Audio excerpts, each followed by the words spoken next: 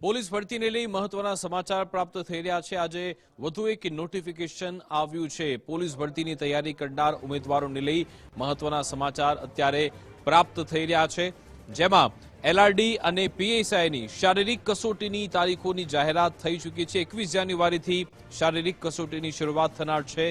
તબક્કાવાર અલગ અલગ સેન્ટર પર શારીરિક કસોટી લેવામાં આવશે। ભરતી માટે 14 લાખ કરતા વધારે ફોર્મ ભરવામાં આવ્યા છે। આજ અંગે વિસ્તૃત જાણકારી આપશે સંવાદદાતા નિકુંજ જાની ફોનલાઈન પર જોડાઈ ગયા છે। જે નિકુંજ,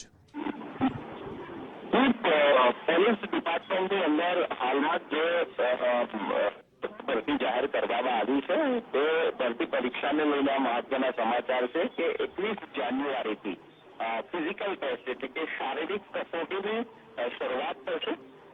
એલઆરડી અને પીએસઆઈ સંવર્ગની બંને કસોટીઓ યોજાશે। તેની તારીખો જાહેર કરવામાં આવી છે। ઉમેદવારોના કોલ લેટરની અંદર પણ તબક્કાવાર અને જે સેન્ટરો ફાળવવામાં આવ્યા છે તે સેન્ટરો પર શારીરિક કસોટી લેવામાં આવશે।